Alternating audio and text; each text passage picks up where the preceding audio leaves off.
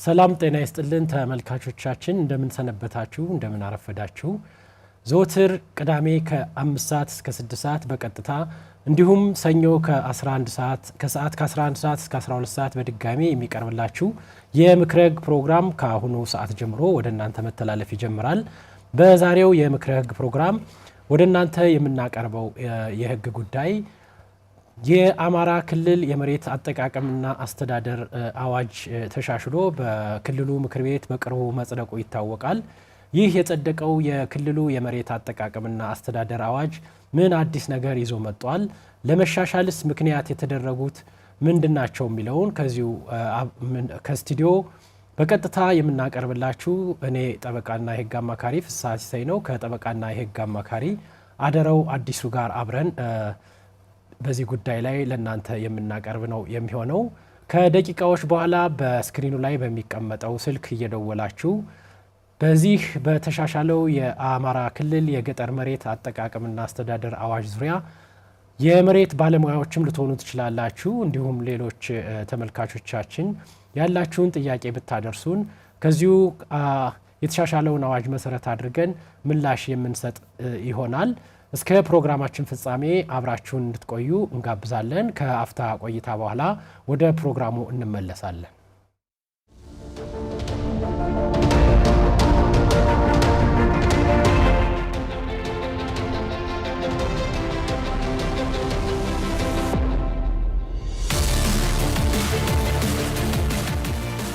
ምክረ ህግ ተኮር መረጃዎችን ከተመልካቾች ጥያቄ ጋር በአማራ ሚዲያ ኮርፖሬሽን ብቻም ወደ እናንተ የሚያደርሰውናም ዘውትር ረቡዕ ከ7 ሰዓት እስከ 8 ሰዓት ሲተላለፍ የቆየው ምክረ ህግ ፕሮግራም ዘውትር ቅዳሜ ከ5 ሰዓት እስከ 5 ሰዓት ከ50 በቀጥታ ረቡዕ ምሽት ከ4 ሰዓት እስከ 4 ሰዓት ከ50 ደግሞ በድጋሜ ወደ እናንተ እንደሚደርስ ማሳወቅ እንወዳለን። ምክረ ህግ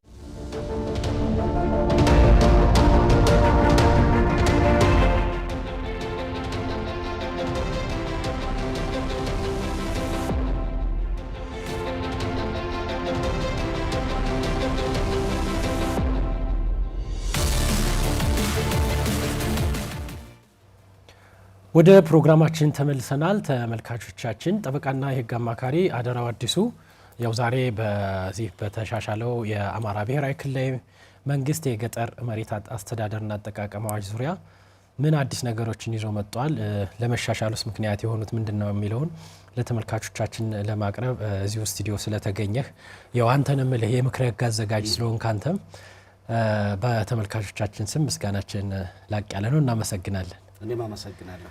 መልካም እንግዲህ የተሻሻለው የአማራ ክልል የመሬት አስተዳደርና አጠቃቀም አዋጅ ካሁን በፊት አዋጅ ቁጥር 252/2009 ነው። እንደው ይሄንን አዋጅ ለማሻሻል ምክንያት የሆኑት ምንድናቸው የሚለውን በተወሰነ መንገድ ለማቅረብ የፌዴራል መንግስቱ በ2016 እንግዲህ በነሐሴ ላይ በ1324 ህዝባር 2016ን ማሻሻሉ ይታወቃል። እንግዲህ የክልላችን በዚህ አሁን በቅርቡ ነው እሱን መሰረት አድርጎ ያሻሻለው። አንዱም ምክንያት ምንድነው? ፌዴራል መንግስቱ ያወጣውን የመሬት አጠቃቀምና አስተዳደር አዋጅ መሰረት ተደርጎ ክልሎች በተሰጣቸው መሰረት ዝርዝር ህግ እንዲያወጡ በዛው በአዋጅ ቁጥር 1324 ህዝባር 2016 የተጠቀሰ በመሆኑ በአንቀጽ 8 ንዑስ ቁጥር 2 ላይ ተጠቅሷል። እሱን መሰረት ተደርጎ የአማራ ክልል አዋጁን አጽድቋል። ሌላው በምክንያትነት የተጠቀሰው የአርሶ አደሩን እና የከፊል አርብቶ አደሩን የኑሮ ደረጃ አገሪቱ ከደረሰችበት ኢኮኖሚያዊ፣ ፖለቲካዊና ማህበራዊ እድገት ጋር ለማራመድ አዋጁ መሻሻል አለበት ተብሎ ስለታመነ ነው። ሌላው በሶስተኝነት የተጠቀሰው የገጠር መሬት ምዝገባ መረጃን በዘመናዊ ለማድረግ ጥራቱን በጠበቀ መልኩ ለማደራጀት አዋጁን ለማሻሻል አስፈላጊ ነው ተብሎ ተቀምጧል።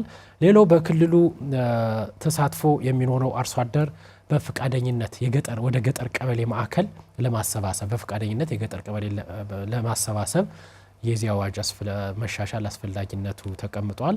በመጨረሻ የግል ባለሀብቱና አግባብ ያላቸው ድርጅቶች መሬትን በአግባቡ እንዲያለሙ ከክልሉ መንግስት የልማት እቅዶች ጋር በተቀናጀ መልኩ መሬትን በአግባቡ እንዲያለሙ ለማድረግ ይህ አዋጅ እንደተሻሻለ በማሻሻያ አዋጁ የመጀመሪያ ገጽ ላይ ተቀምጧል። ከዚህ አንጻር አንተም የምትጨምረው የዚህ አዋጅ መሻሻል ምክንያቶች ምንድናቸው የሚለውን አንተም የምትጨምረውን ጨምረህ አዋጁ ምን አዲስ ነገር ይዞ መጣ የሚለውን ደግሞ እንቀጥላለን። በተለይ እንግዲህ ይህ የአማራ ክልል ባለፈው በምክር ቤት ደረጃ አዋጁን የመሬት አዋጁን አሻሽሎ አውጥቷል። እንግዲህ አዋጁን አሻሽሎ በሚያወጣበት ሰዓት ትልቅ መሰረት አድርጎ የያዘው 1324 2016 የፌደራሉን አዋጅ ነው። የፌደራሉን የመሬት አዋጅ ነው፣ አጠቃቀም አዋጅ ነው እና የክልሉ መንግስት በገጠር መሬት አዋጅ ላይ እንደፈለገ ማውጣት አይችልም። ያው መሰረት ይዞ መቅመጥ ስላለበት ማለት ነው። እንግዲህ ይህንን ነገር አዋጅ ሲሻሻል እንግዲህ በርካታ ጉዳዮችን ይፈታል ተብሎ ነው የተባለው።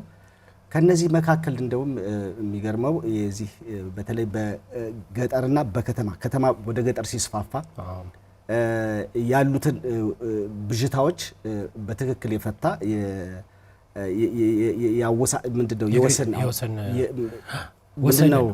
ነው የክልል ወሰን ነው ያፈጻጸም ወሰን ደረጃ ነው የሚለየው እና ይሄ ነገር ደግሞ ትልቅ ደረጃ ነው። በተለይ ትልቅ ውዝግብ ወደ ከተማ በሚመጣበት ሰዓት በገጠር መሬት አጠቃቀም ላይ የነበረውን እነዚህን ነገሮች በትክክል በግልጽ ፈቶ አስቀምጧል። ይቅርታ እና እነዚህ ነገሮችን ፈቶ ሲያስቀምጥ በተለይ ላልተገቡ የአሰራር ስርዓቶች በመሬት እቅድ አጠቃቀም ዙሪያ ላይ የሚመጡትን የከተማና የገጠር አኗኗርን ሁኔታዎችን ለልማት አርሶ አደሩ በሚነሳበት ሰዓት የዘላቂ እድገት ወይም ደግሞ ክትትልና ድጋፍ መስጠት ካሳና ትክ ቦታ የመስጠትን ሁኔታ በግልጽ የሚያሳይ መረጃዎችን በግልጽ የሚተነትን ሆኖ እንዲወጣ ተደርጓል። በተለይ ደግሞ ይሄ አዋጅ በተለይ አስጠንቆ የሚያልፈው ምንድነው ከባለፈው የተለየ የገጠር መሬት የመረጃ አያያዝን በተመለከተ እጅግ በጣም ጥያቄ ውስጥ የሚገባበት ነበረ። የገጠር መሬት እንግዲህ ከአንዱ አርሶ አደር ወደ አንዱ አርሶ አደር ሲሻገር ወይም ደግሞ በስጦታም በውርስም በተለያዩ መንገዶች በሚሻገርበት ሰዓት የመረጃ አያያዙ እጅግ በጣም ኋላ ቀር የነበረ እንደፈለገ ለውዝግብ የሚፈጥር ለክርክር የሚፈጥር አርሶ አደሩን ምንድነው በመሬቱ ላይ የመጠቀም አስተማማኝ ሁኔታዎችን የማይፈጥር ነበር። ይሄ አዋጅ ግን ምንድነው ይዞት የመጣው በመሬቱ ላይ በተለይ የምዝገባና የቅየሳ አሰራሮች ዲጂታላይዜሽን እንዲሆኑ በዘመናዊ መንገድ ምንድነው በዘመናዊ መንገድ በሃርድም የሚያዝባቸው ነገሮች አሉ። በዲጂታላይዜሽን ደግሞ የሚመዘገብበትና የሚያዝበት በቀላሉ መረጃውን የሚሰጥበት ይህ መሬት የማን ነው የሚለውን ነገር ደግሞ የማወቅና ፍርድ ቤቶችም እንደዚሁ መረጃ በሚጠይቁበት ሰዓት ቶሎ ፈጣን ምላሽ ለመስጠት የሚያስችል ለሙስና ለተለያዩ ብልሹ አሰራሮች የማይዳርግ ሌላው ደግሞ ክልሉም ሆኖ መንግስት ያሉትን ቦታዎች የገጠር መሬቱን ቦታዎች ምን ያህል ስፋት አላቸው፣ ምን ያህልስ የመሬት እቅድ አጠቃቀም መጠቀም ይችላሉ፣ ወደፊትስ ያሉትን የአሰራር ስርዓቶች ምንድናቸው የሚለውን ነገር በቀላሉ ለመረዳት ተንትኖ ደግሞ ውሳኔና አቅጣጫ ህግም ለማሻሻል አዋጅም ለመከወን ትልቅ መሰረት እንደሆነ ነው የሚያሳየው። ሌላው በተለይ በመሬቱ ላይ የለማ ንብረቶች ምንድናቸው የሚለውን ነገር አይቶ ያንን አርሶ አደሩ መሸጥ መለወጥ እንደሚችል በግልጽ ያስቀምጣል። እንግዲህ እዚህ ላይ ምናልባት እሱን በዝርዝር የምናየው ነው የሚሆነው። አንዱም ዋናው የዛሬው የፕሮግራማችን ዓላማም በዚህ አዋጅ ዙሪያ እየተሰሙ ያሉትን ብዥታዎች እሱን እንነጋገራለን መቅረፍም ስለሆነ ከእሱ አንጻር ያው መሬት እንግዲህ ውስን ሀብት ነው፣ በአግባቡ መጠቀም እንደሚያስፈልግ ይታወቃልና ከእሱ አንጻር እያንዳንዱ አርሶ አደር ያለውን መሬት በአግባቡ የመጠቀም ግዴታ እንደጣለበት ነው። ግዴታውን ያልተወጣ ወገን መሬቱን ለሌላ ሶስተኛ ወገን መንግስት አንሶ እስከሚሰጥ ድረስ በደንብ ደረጃ በደረጃ በዝርዝር የወጣ ነውና እንዲሁ ከዚህ አንጻር የዚህ አዋጅ መሻሻል መሬትን ውጤታማ ለማድረግ ያለው አንድምታ ምንድን ነው ብለህ ታስባለህ? በጣም ጥሩ ነው። ምክንያቱም እንግዲህ መሬትን በትክክል ለመጠቀምና ያለውን አሰራር በጣም እንትን ለማለት የመሬት አጠቃቀም እቅድ የሚባል አለ። የመሬት አጠቃቀም እቅድ ድሮ በገጠር መሬት ላይ እንደፈለክ ቋሚ ተክል ትተክላለህ፣ እንደፈለክ በአርሶ አደሩ ቦታ ላይ በራሱ ንብረት ላይ እንደፈለክም ቤትም መስራት ትችላለህ። አትክልቶችንም አዝርቶችንም እንዲሁም ሰብሎችንም እንደፈለክ መዝራት ትችላለህ። የመሬት አጠቃቀም እቅድን መሰረት በማድረግ መሬትን ማልማትን መሰረት አድርጎ እቅዶች ይወጡለታል፣ መውጣትም ግድ ነው ይለዋል። እነዚህ የመሬት አጠቃቀም እቅዶች በጣም በጥንቃቄ መመራት ያለበት እንደሆነ ያሳያል። በተለይ እነዚህ የመሬት አጠቃቀም እቅዶች ቢይዙ በባለሙያ ያ መሬት ምንድነው አዝርት የሚያበቅለው ወይንስ እንዴት ነው ተብሎ ምርመራ ይደረግለታል። የመሬቱ አቀማመጥ ይታያል። ከዛ በኋላ ባለሙያ ይገመግማል። ከዛ በኋላ እንደገና ማህበረሰቡ ተሰብስቦ ያንን ጉዳይ አይቶ እነዚህ አካባቢዎች ለዚህ አዝርት ለዚህ ቋሚ ተክል ይውላሉ ብሎ የቤትም አሰራርንም ዘዴንም በዛ እቅድ መሰረት ያስቀምጣሉ።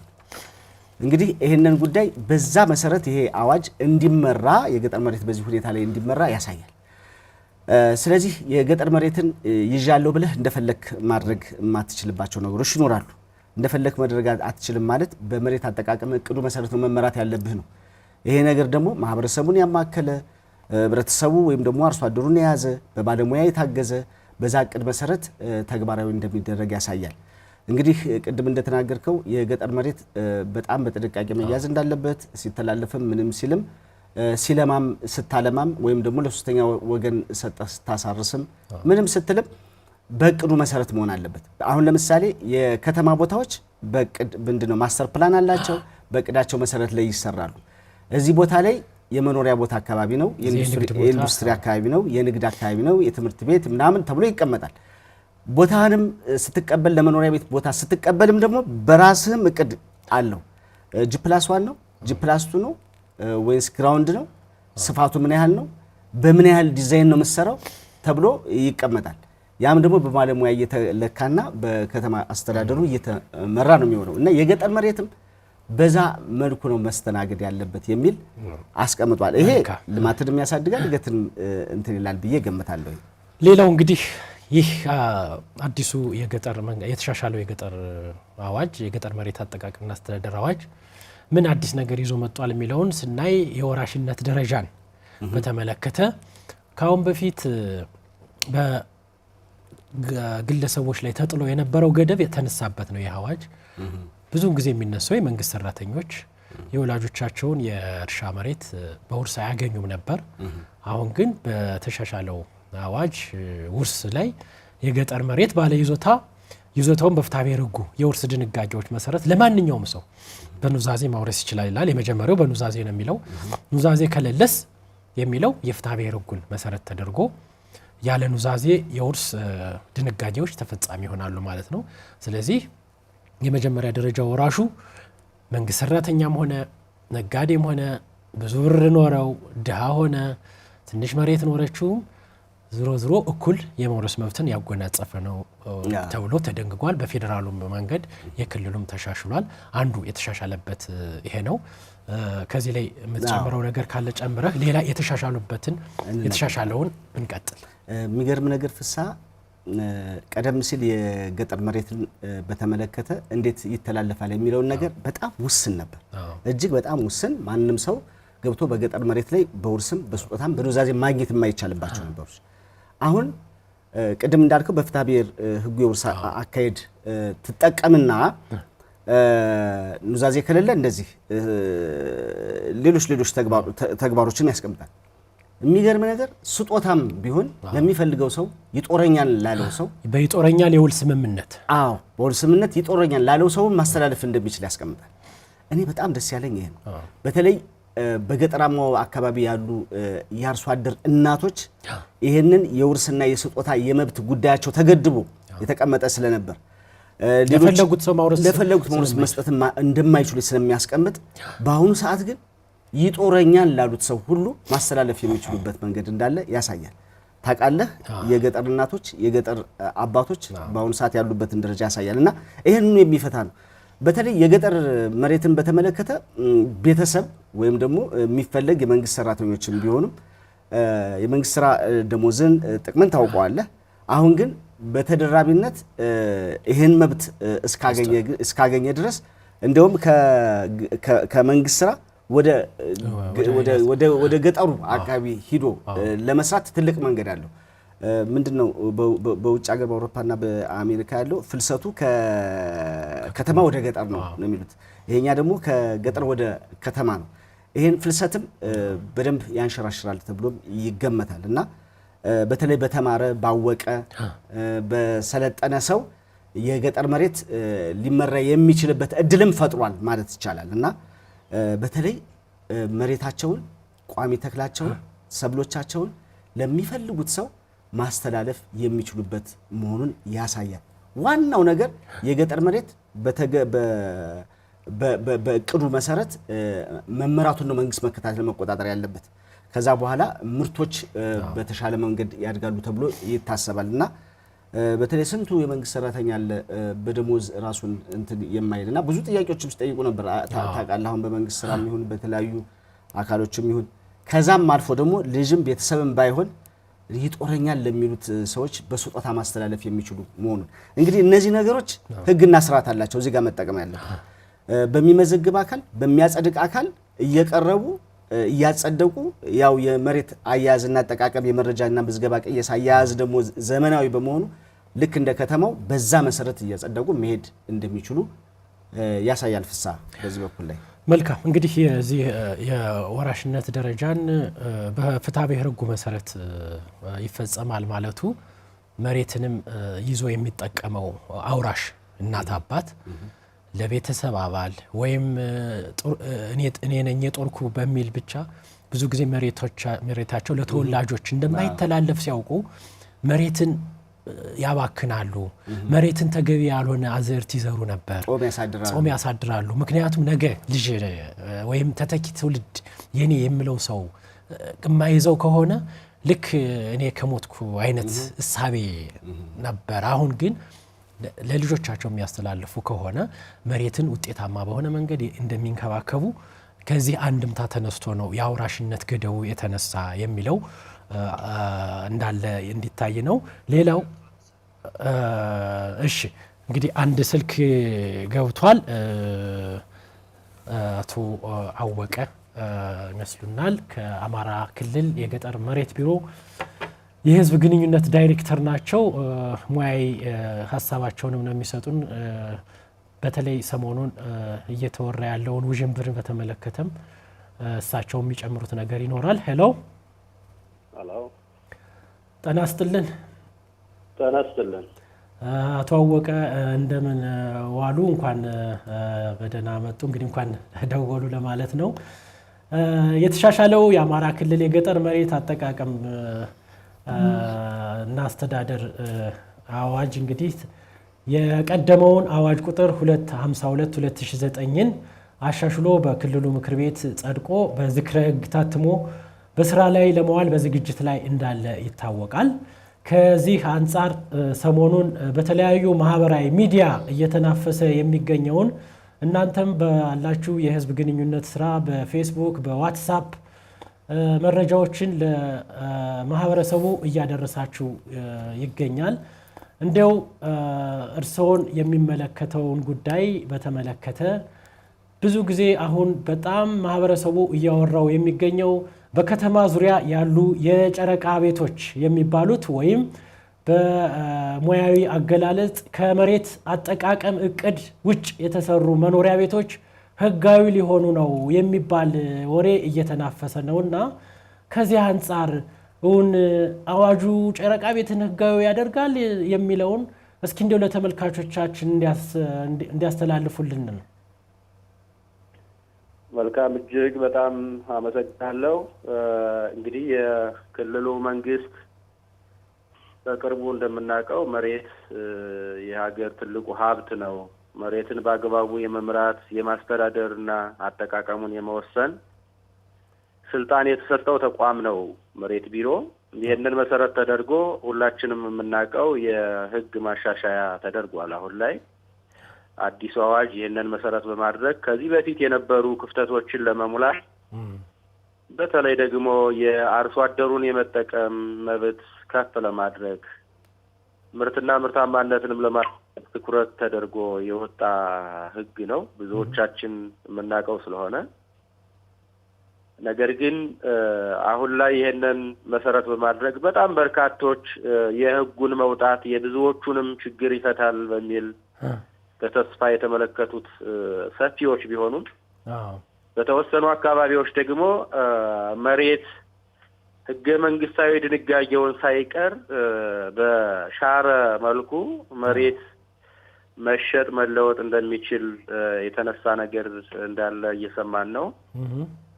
ትልቁ ነገር አንድ ህግ ሲወጣ ተመልካቹ ብቻ ሳይሆን ምናልባት ይሄንን የሚመለከት አንዱ የህግ ሙያተኛውና ህጉ ደግሞ ለተቋሚ እንዲወጣልኝ ብሎ የጠየቀው አካል የህግ አውጩ ተቋም ይሄንን ህግ ሲያወጣ ኢንቴንሽኑ ምንድነው? ምንን ለመጥቀም ታሳቢ ያደረገ ነው? የመሬት አጠቃቀም ራሱን የቻለ ትርጉም አለው። ትርጉም ስላለው ከዚህ ትርጉም አኳያ ህግ አውጩ የፈለገው ምንድነው የሚለውን ማየት በጣም ጠቃሚ ነው። የመሬት አጠቃቀም ማለት እንግዲህ መሬትን በእንክብካቤ ይዞ ዘላቂ በሆነ መንገድ እንዲጠቀም ማድረግ ነው። ስለዚህ ቅድም እንዳልኩት ይህ ከሆነ ደግሞ ማህበራዊና ኢኮኖሚያዊ ተጠቃሚነቱን ያሳድጋል። በቀጣይ ደግሞ የመሬትን የማምረት አቅም ያሳድጋል ተብሎ የሚታሰብ ስለሆነ ከአሁን ካነሳችሁት ነጥብ አኳያ ወስደን ስናይ አዲሱ ህጋችን አርሶ አደሩ በመሬቱ ላይ ያፈራውን ሀብት እንዲሸጥ እንዲለውጥ ፈቀደ ማለት አርሶ አደሩ መሬቱ ላይ በመሬት አጠቃቀም እቅድ መሰረት ያፈራውን ሀብት እንዲሸጥ እንዲለውጥ ነው። ወደ ዘርዘር ለማድረግ አንዱ በሰፊው ወደፊት በሚወጣው ደንብና መመሪያ የሚብራራ ቢሆንም ነገር ግን መሬት ቢሮ እንደ ተቋም ፍላጎቱ አንድ አሁን የገጠር ከተሜዎችን የማስፋፋት ስራ መንግስት በሰፊው ትኩረት አድርጎ እየሰራ ነው። የገጠር ከተሜ እየሰፋ በሚሄድበት ጊዜ የቀበሌ ማዕከላት ይስፋፋሉ። የቀበሌ ማዕከላት በሚስፋፉበት ጊዜ ደግሞ አርሶ አደሩ ወደ አንድ ማዕከል እየተሰበሰበ ግንባታ ይገነባል። የቀበሌ ማዕከላት ሲገነቡ ሁላችንም እንደምናውቀው ከዚህ በፊት ተሰርተው የመሸጥና የመለወጥ መብትን ከዚህ በፊት የነበረው ህጋችን አልፈቀደም ነበር። ስለዚህ አንዱ የተቋሙ ኢንቴንሽን እዚህ አካባቢ ያለውን ችግር መፍታት ነው። ሁለተኛው ከዚህ ጋር ደግሞ እንዲታይ የተፈለገው አርሶ አደሩ መሬቱን በእንክብካቤ ይዞ እንዲያለማ ስለሚፈለግ ዘላቂና ቋሚ አትክልቶችን እንዲተክል እነኚህን እየተንከባከበ ደግሞ ምናልባት ኑሮ ዘይቤውን ለማሻሻል ሲፈልግ መሬት ላይ ያፈራቸውን ነገሮች ንብረቶች እንዲሸጥ የሚፈቅድ ይሄንን ነው።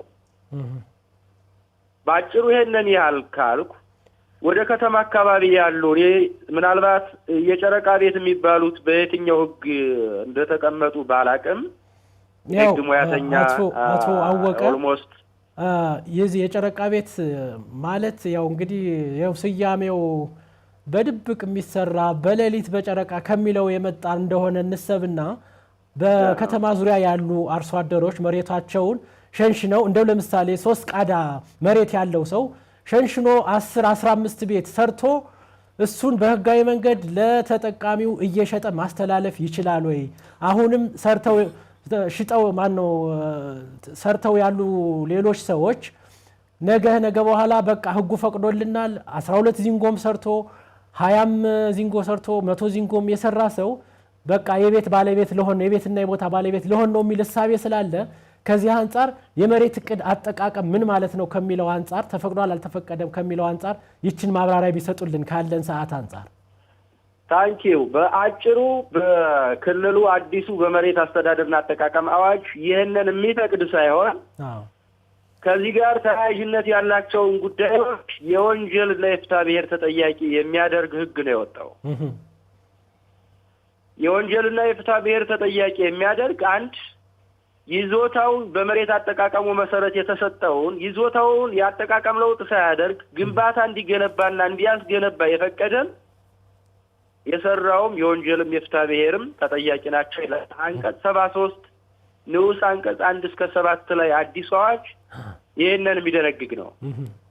ተጠያቂነትን ህገወጥነትን ከመሬት አጠቃቀም ጋር በዝርዝር ነው የሚያስቀምጥና የኛ ህግ ከዚህ አኳያ በግልጽ የተቀመጠ ነው። ከተማ አካባቢ ያሉ ግንባታዎችንም በተመለከተ የክልሉ መንግስት እንደምናስታውሰው ከዚህ በፊት ተቋሙ ይሄ ተግባር የከተማና መሰረተ ልማት ቢሮ ተግባር ስለነበረ በመመሪያ ቁጥር 8/2007 ሲያስተናግድ የቆየ ይሄ መመሪያ ደግሞ መመሪያ ቁጥር 4/2015 በሚል የተሻረ አሁን ላይ በከተሞች አካባቢ ምንም አይነት ህገወጥ ግንባታን የሚያበረታታ ህግ የለንም። እንዲያው ምን አለን መሰለ አሁን እየተጠቀምንበት ያለው የጂኦስፓሻል ወይም የመሬት ዲጂታል ሲስተምን የማጠናከር ቢሮ ከክልሉ መንግስት ጋር ከፌደራል መንግስት ጋር ሆኖ የኦርቶ ፎቶ ስራ ሰርቷል። የክልሉን መሬት በፎቶ የተደገፈ ማስረጃ ያለው የጎግል እርዝን መሰረት በማድረግ በየጊዜው የሚገነቡ ህገወጥ ግንባታዎች በቀላሉ መለየት የሚችል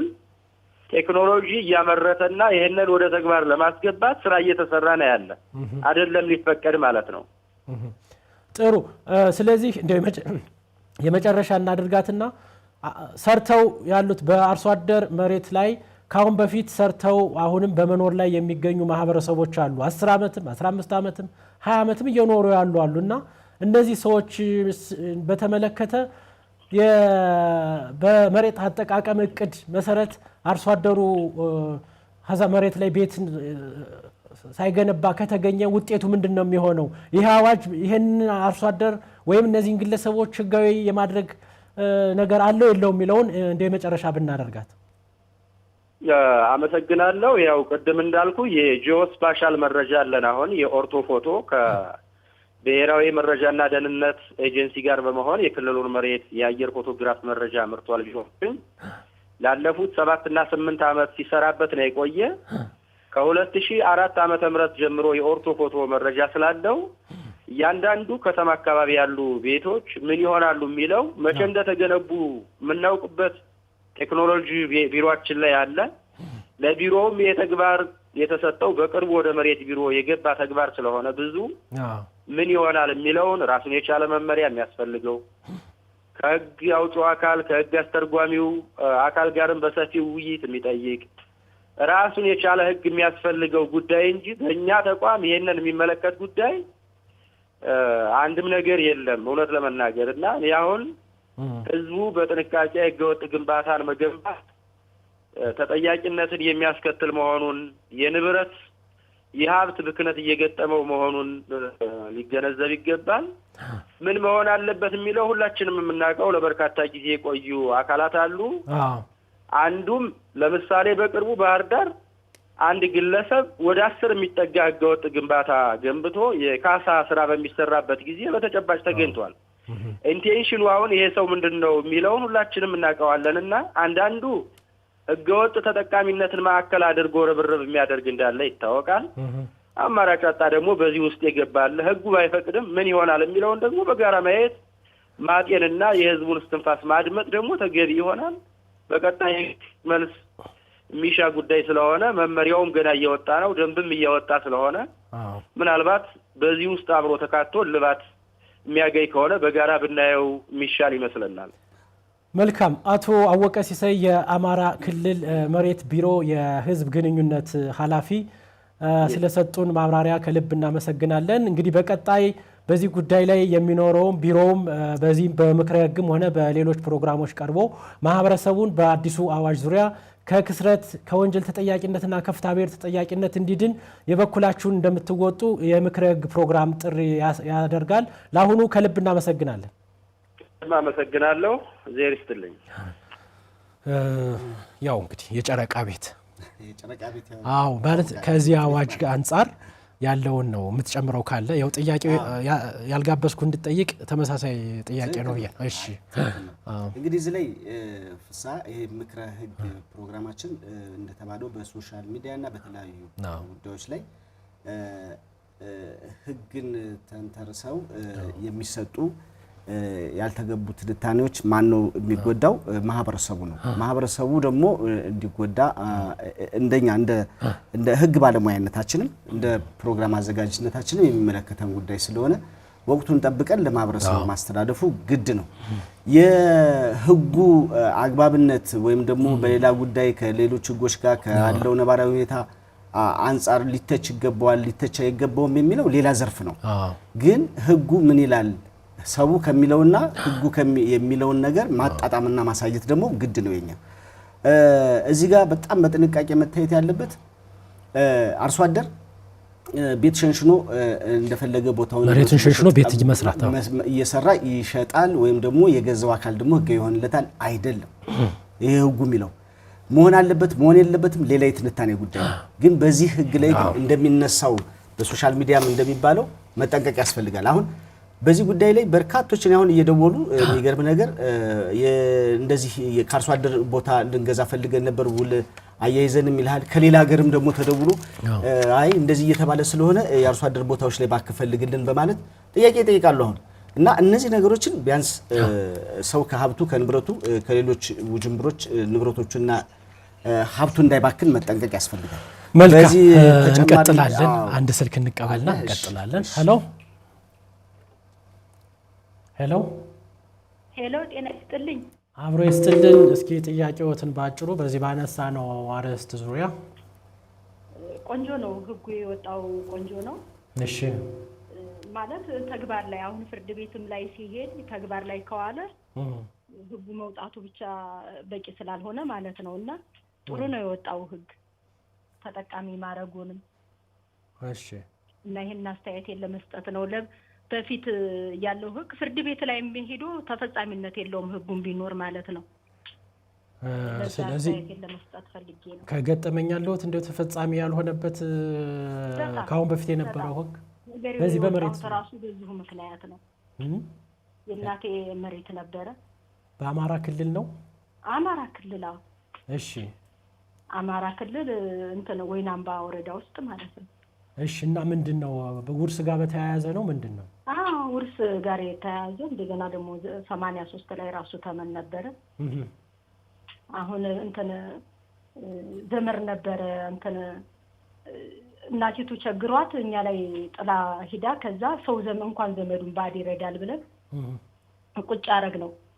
ከዛ እናቴ ስትሞት የኑዛዜ የለው የስጦታ የለው ምን የለው ወይ ምስክር ወራሽ ነኝ እንኳን ብሎ እንደው ምን ነው ከሱ ወሰደ የኑርታደም ወራሽ ነኝ ብሎ እንደው ምን ነው ከሱ ወሰደ። ወይዘሮ ሙሉነሽ ያለ ምንም መረጃ በቃ ፍርድ ቤቶች እየፈረዱለት ሄዱ። መልካም። አይ ካሁን በፊት የነበረው አዋጅ እንግዲህ የጦረ ወይም የቤተሰብ አባል ፈቃጅ ስለነበረ ከዛ አንፃር ፍርድ ቤት ውሳኔውን አስተላልፎ ሊሆን ይችላል። አሁን የፍርድ ቤቱ ለመሆኑ እኮ መረጃ ይፈልግ ነበር። መልካም። አንዴ ያዳምጡና የፍርድ ቤቱን ክርክር አሁን ምን አይነት ማስረጃ ቀረበ፣ ምን ነበር ክርክሩ፣ ፍርድ ቤቱ ምን ወሰነ የሚለውን እኛ እንደ ህግ ባለሙያ ከዚህ ላይ መረጃ ስለሌለን እንደው በአዲሱ አዋጅ ዙሪያ ያው ያን የሻረ ነው ጥሩ ነው የሚለውን አስተያየተውን እንቀበለዎት እና ቆንጆ ነው ያሁኑ ቆንጆ ነው። አሁን እንዳልኩ ቆንጆ ነው።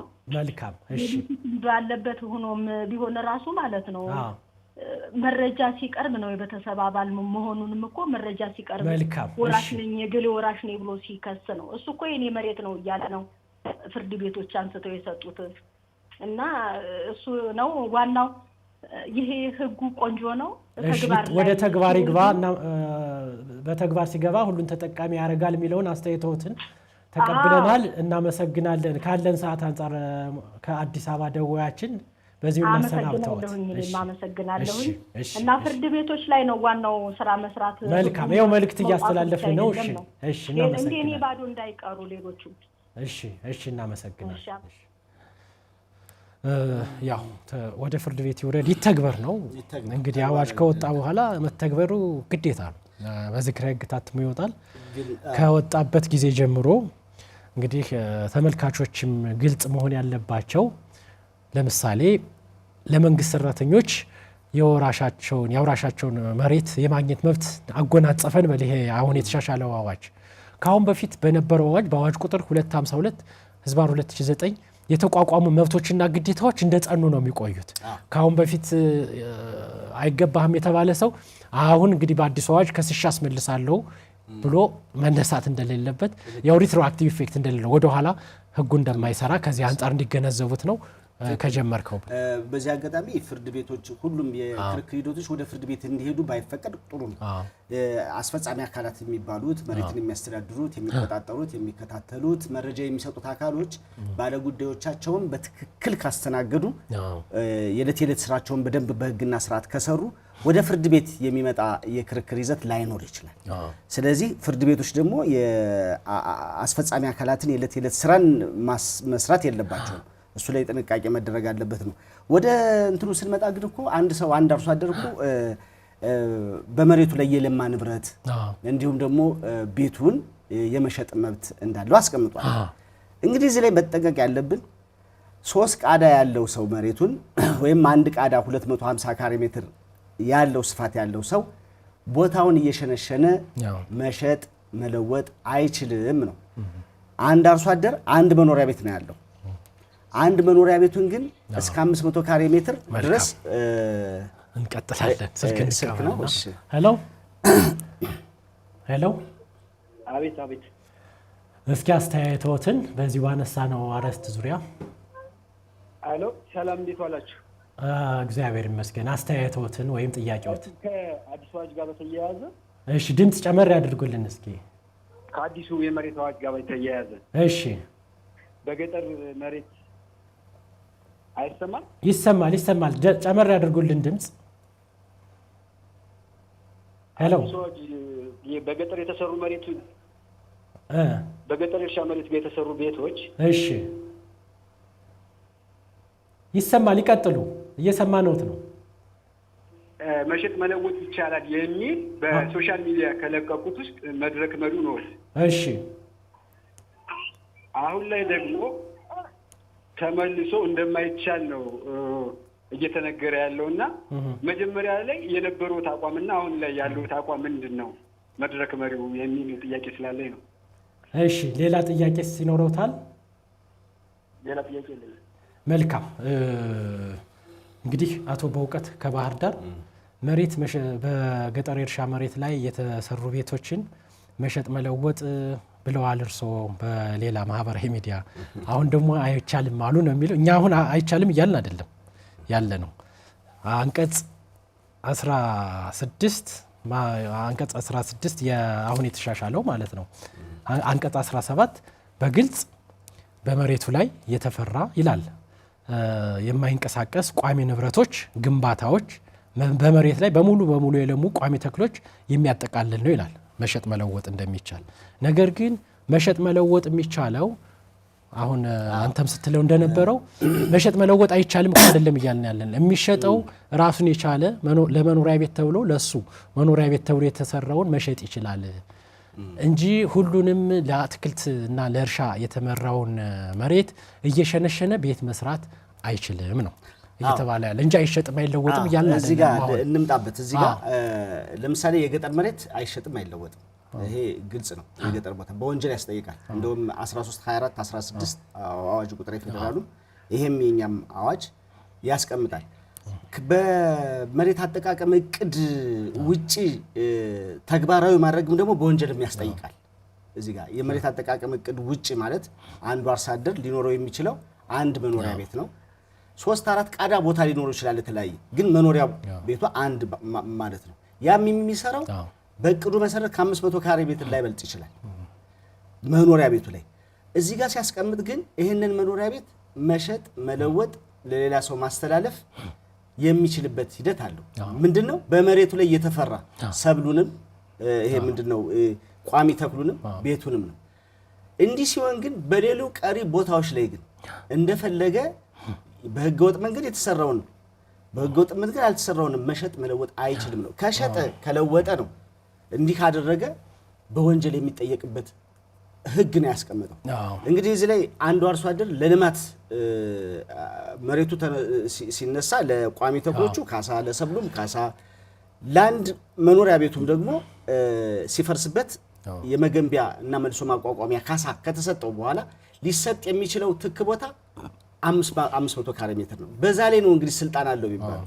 ግን 3 ቃዳ ያለው ሰው አንዱን ቃዳ ለልጁ አንዱን ቃዳ ለሌላ ሰው ማስተላለፍን ግን አይከለክልም። እዚህ ጋር ሲተላለፍ ደግሞ በህግና በስርዓቱ መሰረት ነው።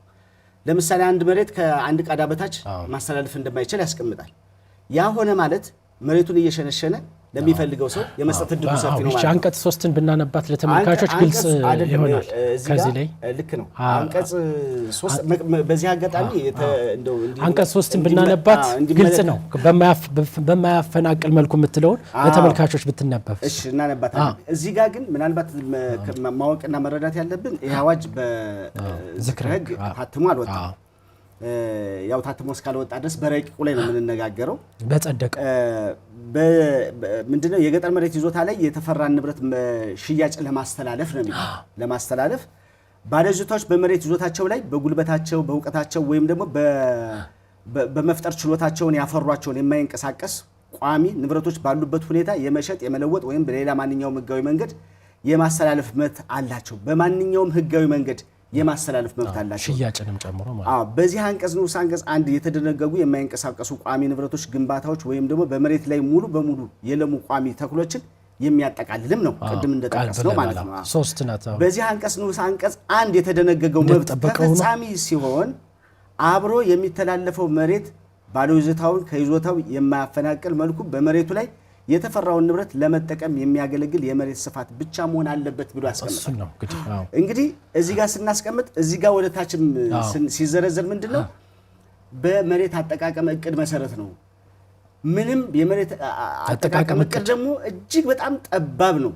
አንድ ሰው አንድ አርሶ አደር አንድ ደብተር ያለው ሰው አንድ መኖሪያ ቤት ብቻ ነው ያለው። ያን መኖሪያ ቤት ግን የመሸጥ የመለወጥ መብት ተሰጥቶታል ነው። ሲሰጠው ግን ደግሞ በእቅዱ መሰረት የሰራው ከሆነ መንግስት ፈቅዶለት በሚመለከተው አካል ተፈቅዶለት ማረጋገጫ ይዞ ከሆነ በፈለገው ቦታ ላይ ቤት መስራት እንደማይችል ያስቀምጣል። አይደለም ሌላ ቦታ ሸንሽኖ ቤት ሰርቶ መሸጥ ቀርቶ ነውና ራሱም እንኳን ቤት ለመስራት በእቅድና በመሬት አጠቃቀም እቅዱ መሰረት ተፈቅዶለት ሰርቲፊኬት ሲያገኝ ያው የመሬት አጠቃቀም እቅድ ባልወጣባቸው ደግሞ እንግዲህ በአረንጓዴ ደብተሩን መሰረት ተደርጎ የተሰራ በህግና ስርዓት ይላል።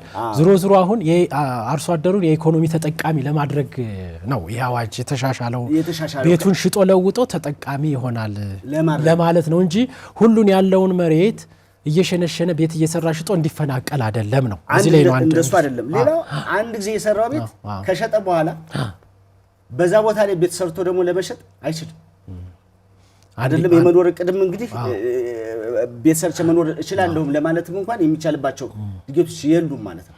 ስለዚህ በጣም ጠባብ ስለሆነ ምናልባት እኔ አሁን እዚህ ጋር ምናልባት ሶሻል ሚዲያዎች ላይ ሌሎች አካውንቶች ላይ ሶሻል ሚዲያ የሚያስተላልፈው አጭር መልእክት ነው። ያን አጭር መልእክት ሌሎች የጥንቃቄ እርምጃዎችን አብሮ ጨምሮ ለማህበረሰቡ አለማሳወቅ ካልሆነ በቀር እንደተባለው በግርድፉ አንዱ አርሶ አደር በመሬቱ ላይ የለሙ ቋሚ ያልሆኑና እንትኖችን ተክሎችን ወይም ደግሞ ቤቶችን መሸጥ እንደሚችል ሲያስቀምጥ ግን ልዩ ቅድመ ሁኔታዎች እንዳሉ ማየት ያስፈልጋል ነውና ሌላው የዚህ ገጠር ቀበሌ ማዕከል የተባለውን እንግዲህ የገጠር አንዱም የዚህ አዋጁ የተሻሻለበት አንዱ ዓላማ አርሶ አደሮችን በፈቃደኝነት ወደ ገጠር ቀበሌ ማዕከል በመሰብሰብ የኢኮኖሚ ተጠቃሚነትን ማስፋፋት ነው የሚለው። ወደ ኢኮኖሚ ተጠቃሚነት ማለት ምንድነው? የገጠር ቀበሌ ማዕከል ሲመሰረት እንደየስፋቱ እንደየአካባቢው ሁኔታ ከ200 ካሬ ሜትር ማነስ የለበትም ነው የሚለው ይሰጣቸዋል። በአንድ የገጠር ቀበሌ ውስጥ አንድ የገጠር ቀበሌ ማዕከል ሊኖር እንደሚገባ ነው አዋጁ የሚደነግገው። ስለዚህ እዛ ላይ አርሶ አደሮች አንዳንድ ቦታ ይሰጣቸዋል እንዳለው የቦታ ስፋት ከ200 ካሬ ሜትር ያላነሰ ነው የሚለው። ያንን የገጠር ቀበሌ ማዕከል ላይ ያገኙትን ቤትና ቦታ ቤት ሰርተው ያንን አንድ ጊዜ መሸጥ መብት እንዳላቸው ነው። እዚህ ላይ የገጠር ቀበሌ ማዕከል ማለት ቢያንስ ወደ ከተማ ቀመስ እንበለው እንደሱ አይነት ከተሞች እንዲሆኑ ነውና የአዋጁም ዓላማ ተበታትኖ ያለውን አርሶ አደር ወደ ገጠር ቀበሌ ሰብስቦ ኢኮኖሚውን እንዲያዳብር ማህበራዊ ግንኙነቱን እንዲያሳልጥ የገጠር ቀበሌ ማዕከላትን በተመለከተም አዋጁ ያስቀመጠውን እዚህ ላይ ለመጥቀስ። እንደገና ደግሞ በቀበሌ ማዕከላት ደግሞ አሁን ቤት ሲሰራ ይተው ከሆነ የከተማን ውበት የያዘ አይደለም። በአንድ አካባቢ አርሶ አደሮች ይገናኛሉ። ትንሽ ከተሞች ናቸው። ወደ ከተማ ሰፋ ብሎ እንዲያድግ የሚደረጉ እንቅስቃሴዎች ናቸው። እንደዛ ሲሆን ደግሞ ህጉ እውቅና አልሰጠም ነበር። አሁን ግን ህጉ እውቅና ሰጠ። የሚሰራው ቤት ምን ያክል ካሬ ሜትር ነው? እንዳቅማቸው መውጫ መግቢያው፣ የመኪና መተላለፊያው፣ መውጫ ምናምን እንዲህ የሚባሉት ነገሮች እነሱ ሁሉ የተሟሉላቸው የከተማ ይዘት ያላቸው እንደሆኑ ማለት ነው። ዝም ብሎ በዘፈቀደ ብትላቸው እነዚህ ነገሮች እየተስፋፉ የተቀጣጠሉ ቤቶች የሆኑና መግቢያ መውጫ የሌላቸው እጅግ በጣም ለመኖር ብቻ ያልሆነ ቦታ ይፈጠርና ከኢኮኖሚም አንፃር ቆንጆ ከተማ ከመመስረትም አንፃር እንዲህ አይነት ነገሮችን ለመቆጠብ ወይም ደግሞ ስራዎችን የተሻለ ለማድረግ ነው የተቀመጠው።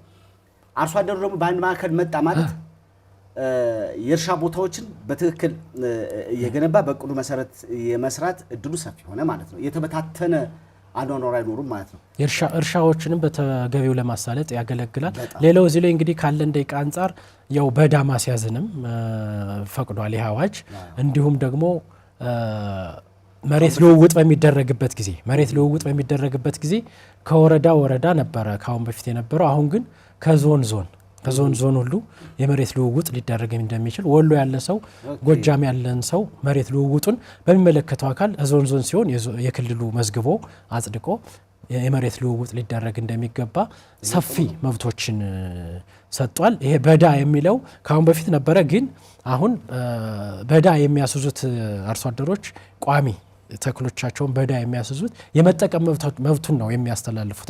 የተበደሩትን ብር አሁን ለማይክሮ ፋይናንስ ሊሆን ይችላል፣ ለባንክ ሊሆን ይችላል፣ ባይመልሱ በዕዳ የያዘው ማይክሮ ፋይናንስ ወይም ባንክ የመጠቀም መብቱን ነው ከአርሶ አደሩ የሚረከብ።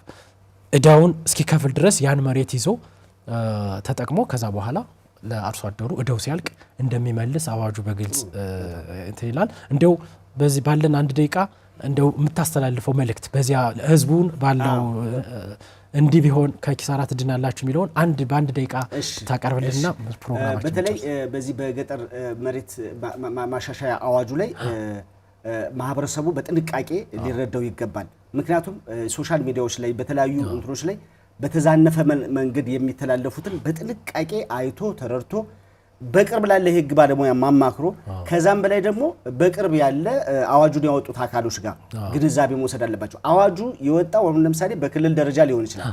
የክልል መስሪያ ቤቶችም ደግሞ ወደ ታች የራሳቸውን ተቋማት ማለት ነው እስከ ወረዳ ድረስ እስከ ቀበሌ ድረስ ያለ ስለሆነ መሬት መምሪያ፣ መሬት ቢሮ ለነሱ ለሰራተኞች ግንዛቤ ማስጨበጥ በጣም አለበት። ምክንያቱም ማህበረሰቡ እየመጣ የሚጠይቀው እነሱን ነው። እነሱ ደግሞ ካላወቁ ካልተረዱ እስከ ታችኛው ድረስ የተዛባ መረጃ ሊሰጡ ስለሚችሉ በጥንቃቄ ማየት ነው። ስለዚህ ይሄ በከተማ ቦታ ላይ አርሶ አደር እንደፈለገ ቦታ ይሸጣል ይለውጣል የሚለውን ነገር በጥንቃቄ ማህበረሰቡ እንዲመለከት ካሁን ቀደም የተሰሩትንም ደግሞ የማይመለከት ጉዳይ ስለሆነ ወይም ደግሞ እንደዚህ ይፈጸማል ተብሎ የማይገመት ስለሆነ ይሄንን ነገር በጥንቃቄ መረዳት፣ የህግ ባለሙያዎችን ማማከር፣ ሌሎች ተግባሮችን መፈጸም ያስፈልጋል። በተለይ መሬት ቢሮ ይሄ አዋጅ እንደጸደቀ ሰፊ የሆነ እንትን ማለት ምንድነው ግንዛቤ መስጠት አለበት። ምክረ ህግንም ፕሮግራም በትክክል መጠቀም አለባቸው ብዬ ገምታለሁ። አመሰግናለሁ። መልካም እንግዲህ በዚህ በአዲሱ የአማራ ክልል የገጠር መሬት አጠቃቀም አዋጅ ይዘት ዙሪያ ለደዋዮቻችንም ምላሽ ሰጠናል። እንዲሁም መሬት አጠቃቀም እቅድ ምንድነው፣ የጨረቃ ቤት እንደው ህጋዊ ይሆናል የሚለውን በተመለከተም የክልሉ መሬት ቢሮ የህዝብ ግንኙነት ዳይሬክተር አቶ አወቀ ሲሳይ ሰፊ ማብራሪያ ሰጠውናል። ተመልካቾች ያለውን ብዥታ በተወሰነ መንገድ ቢሆን ፈቷል ብለን እናስባለን። የዛሬው ፕሮግራማችን በቀጣይ በዝግረ ህግ ታትሞ አዋጁ ይወጣል በቅርቡ። ያኔ አንቀጽ በአንቀጽ ምን አዲስ ነገር ተጨመረ የሚለውን የአማራ ክልል የመሬት ቢሮ ባለሙያዎችንም እንዲሁም የህግ ባለሙያዎችን ይዘን ተከታታይ ፕሮግራም የምንሰራ ነው የሚሆነው። የዛሬውን እዚሁ ላይ እንጨርሳለን ማለት ደንቡም መመሪያው ስለሚወጣ ማለት ያው ለዛሬው አቶ አደራው ጠበቃና የህግ አማካሪ አደራው አዲሱ እናመሰግናለን። ተመልካቾቻችን የዛሬው የምክረ ህግ ፕሮግራም በዚሁ ይጠናቀቃል። የዛሬውን ፕሮግራም ለእናንተ ያደረስነው አዘጋጅና አቅራቢዎች ጠበቃና የህግ አማካሪ አደራው አዲሱና እኔ ጠበቃና የህግ አማካሪ ፍስሐ ሲሳይ ነው። ከሁሉም የአማራ ሚዲያ ኮርፖሬሽን የቴክኒክና የስቱዲዮ ሰራተኞች ጋር በመሆን ነው። ሳምንት በሌላ የህግ ጉዳይ እስኪንገናኝ ሳምንቱ የሰላም እንዲሆን ተመኘንላችሁ። ሰላም።